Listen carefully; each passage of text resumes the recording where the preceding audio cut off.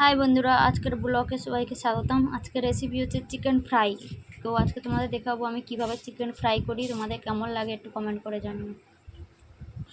তার জন্য চিকেনটা মাখিয়ে নেব বন্ধুরা।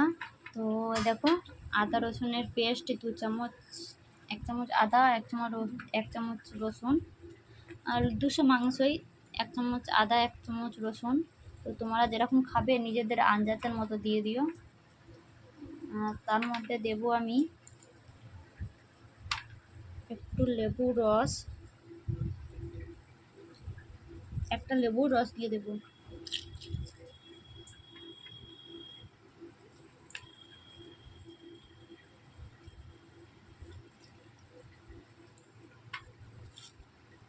থাকবে 1 চামচ, 2 চামচ, 3 চামচ দই, আর দেখো ছোট চামচের 2 চামচ বেসন নিয়ে নেব।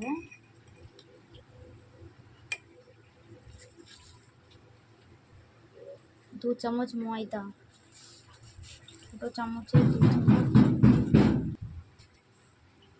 আধা চামচ গোলমরিচ গুঁড়ো,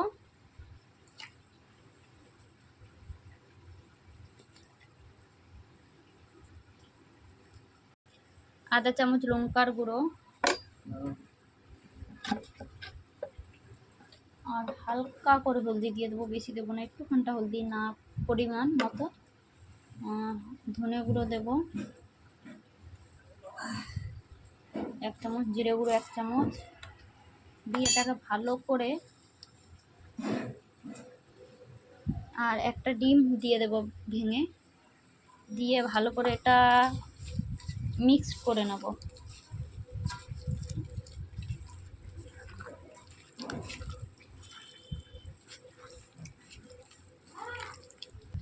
সুন্দর করে দেখো এটা মিক্স করে নেবো। দেখো কি সুন্দর কালার এসে গেছে। এবার এটাকে আধা ঘন্টার মতো ঢাকা দিয়ে রেখে দেবো। আধা ঘন্টার মধ্যে লেবু রসটা এর মধ্যে ঢুকে যাবে, দইটাই আধা ঘন্টার মধ্যে এটা ঢাকা দিয়ে রেখে দেবো।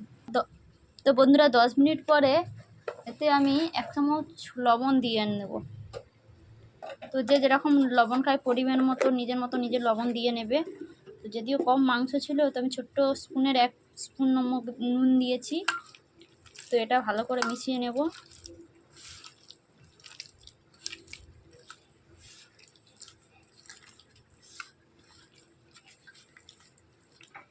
দিয়ে এটা আর 20 মিনিটের মতো ঢাকা দিয়ে রেখে দেব। দেখো বন্ধুরা, সাথে পেঁয়াজ আর শসা স্যালাড কেটে নিচ্ছি। গ্যাসে কড়াই বসিয়ে দিচ্ছি, তেল গরম করব। দেখো বন্ধুরা, মাংসটা এবার আমি ফ্রাই করে নেব। তেল গরম হয়ে গেছে, তো আমি এবার এতে মাংস দেব।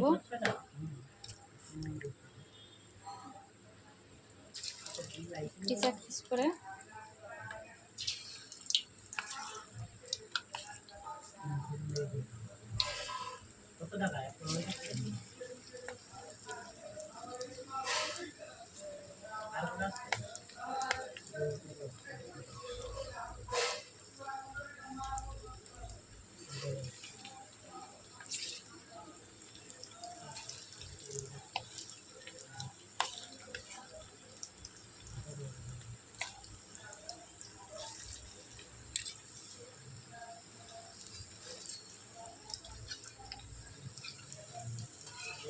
দিয়ে এরকম নেড়ে নেব। দেখো, দিয়ে গ্যাসটা একটু মিডিয়ামে করে দেব, বেশি মিডিয়াম না, হালকা মিডিয়াম। দেখো ফ্রাই হচ্ছে এইদিকে, মাঝে মাঝে এরকম নেড়ে নেব। দেখো বন্ধুরা কি সুন্দর ফ্রাই হয়ে গেছে। এবার আমি তেল থেকে নামিয়ে নেব।